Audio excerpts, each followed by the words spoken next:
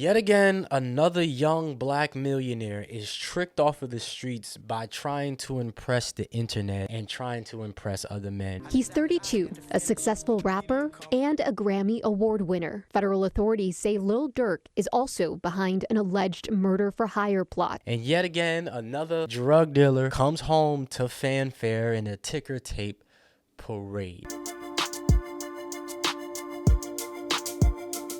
Am I the only one that thinks hip-hop and black culture's obsession with drug dealers and street culture isn't extremely negative and weird? Maybe that's just me, but hopefully after this whole Lil Dirk thing has gone down, people realize that the streets are dead. Let's get off into it. Let's talk about it.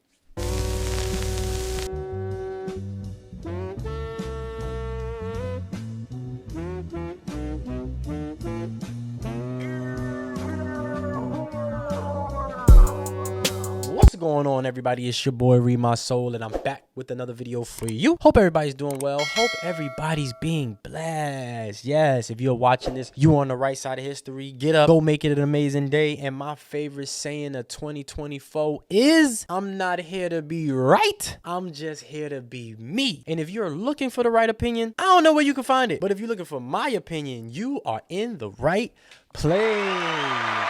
So let's get off into it, y'all. This video started out being just about Big Meech and him coming home and the weird obsession that black culture and hip-hop culture has with the street life and drug dealers. But once I saw Lil Dirk get booked, I had to kind of add him into it as well. And before anybody gets started, man, and go into the comments and be like, man, these ain't hip-hop, this ain't got nothing. Hip-hop has always been attached to the streets. A lot of them early parties were places where drug dealers was getting the drugs off. So for me, you know, I have to include hip-hop in it because a lot of the OGs of hip-hop, they love that raw, gritty street stuff, and they dismiss or disrespect the Chance the Rappers, the Tyler the Creators, and see them as something other than that. So I have to bundle it all in together. And for me personally, man, I think it's time to have the conversation, man. I think we have to change, man, because let's change the way we live and let's change the way we treat each other.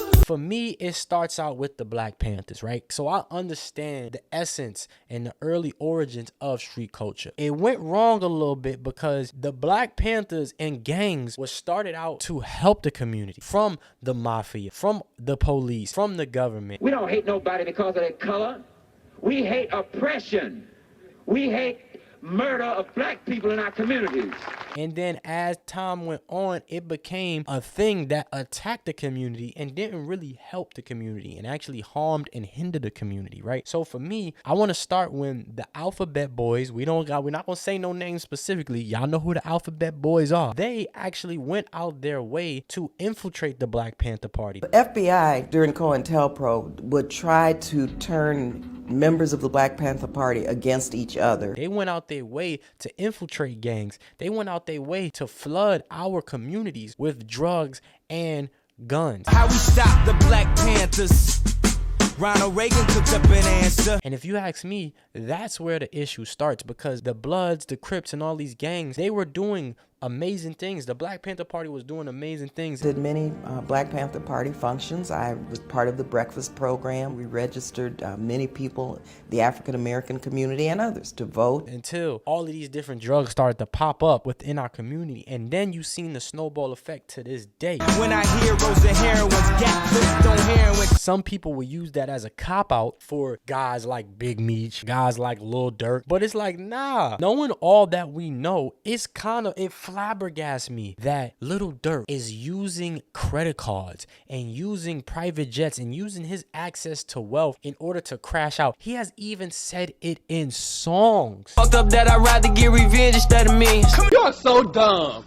You are really dumb. I'm so sick of it. As a person who grew up in them same environments, I'm gonna keep it real with y'all. My last few months on YouTube have been amazing, but in the back of my mind, it's fleeting. I could never feel comfortable in this because even though, yeah, I ain't gonna lie, that little couple of extra dollars have been helping. It's been giving me, I see the goal, but I also see all of this negativity in me because it seems like the further you go up as a black man, the more people try to bring you down. The more you gotta carry that thing on you, the more you you gotta watch out for a hater. The more money you make, the more problems you get. And jealousy and envy is something that comes with the territory, man. I just don't understand why we have this negative view of ourselves. I don't know why America in general has been obsessed with street life, right? You got all these different type of movies. Casino, I like Casino, not gonna lie. Goodfellas, Scarface, all of these movies are like hood classics that people love, but people don't see that at the end of it, these people either go to jail or they die. So it's like, why don't we realize that this is not helpful to community and we pivot? You got guys like Wallow that literally sat in front of Young Thug. I'm gonna tell you some shit, Thug.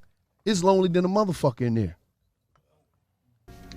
Message. Like, how many cases we got going on in hip hop? We got Diddy, Young Thug, Tory Lanez, you got Dirk now. It's like, yo, why don't we see what Wallow and those guys are trying to tell us? And I blame a lot of the OGs because they love the gangster talk, the street talk. They love that tough talk. And like I said, they try to push. As I'm listening to Chromacopia, shout out to Tyler Creator, I'm listening to that right now. You know, I always gravitated towards more conscious music because it didn't make sense to crash out. And like I said, I have plenty of reason to crash out. My daughter, she has a Rett syndrome that, you know, is really difficult for me and my wife. My wife is a school teacher. I'm trying to move out into a house. Things are difficult for me, but it don't make sense for me to crash out and risk my freedom and further endangering my family's health and well-being for some little bit of success. And I just don't get why we have all these amazing leaders and we don't listen to them. I understand the ground game, but the name of the game is to put an exit plan together somewhere down there.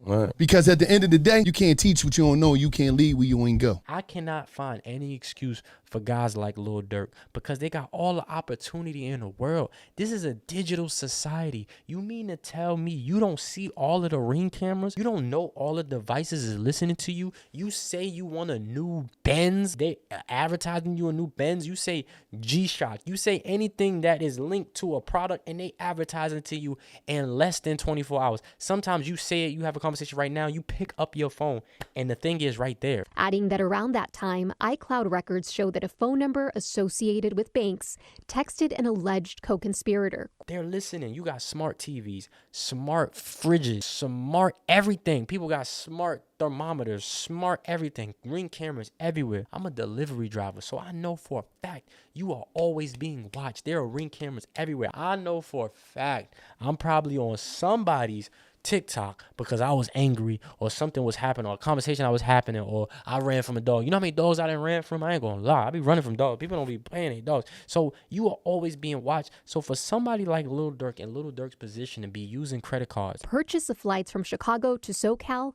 and a hotel reservation for the alleged co-conspirators was from accounts linked to Banks and his music collective OTF. It's a snitch in his camp. There's snitches everywhere, dog. Even the biggest of gangsters snitch, bro. And it's like we have this obsession with the street life. And it's like, why? But, oh, they give out turkeys. They give out turkeys. A lot of these gangsters, they funded. No, you're not going to destroy the community. And because you give out turkeys and you start a little record label and give some few friends of yours opportunities, bypass all the destruction that you caused. The block is hot now because of you. The kid on the corner that ain't got nothing to do with nothing got in trouble because he looked like this person. Now he got stabbed up or he got shot or the police is bothering him because now y'all got the block hot. I just don't see how we don't see the play. We don't see how the alphabet boys, these different groups were literally made to stop black people, bro. They were started to stop the black messiahs. Red Hampton and Mark Clark, two members of the Black Panther Party, were murdered. They put an informant, William O'Neill, planted him inside the Panther Party. The national director of the FBI said that the Black Panther Party was the #1 threat to national security. And we still constantly use our resources and our energy to harm and hurt each other. And it's just like, yo, hip hop has had this weird obsession with the streets, and I hope we are finally realizing that it's dead. It never existed, and it's time to pivot. It's time to change, yo. I got a cousin right now who I'm talking to right now, smarter than me, went to Catholic school, used to know cursive. I used to look at him as a pillar of light is now got a few felonies, and life may not be the same for him. And now he's just now realizing how the streets is a lot. You know, just worrying about kicks and smoking is just dumb. That's the main reason why I wanted to pivot from sneakers within this channel. I didn't want to be a fly dead nigga. You know what I'm saying? I didn't want to be flying dead. My biggest accomplishments is how many sneakers I bought. We really got to see the play. This Lil Dirk thing really ticks me off, bro, because it's like you had the opportunity. And then, you know, I hate people be like, he was just changing his life. He wasn't changing his life, man. He didn't see the light and decided to change his life. He saw the feds. Let's keep it real, bro. He wasn't going into the Islam faith and changing his life because he thought that was the best thing to do. No, when Wallow told him on that clip that everybody playing, I love you niggas, man. And I hope y'all make it out. I hope y'all make it the out, man. It's so crazy. And it's really dropping tears for this shit. Like,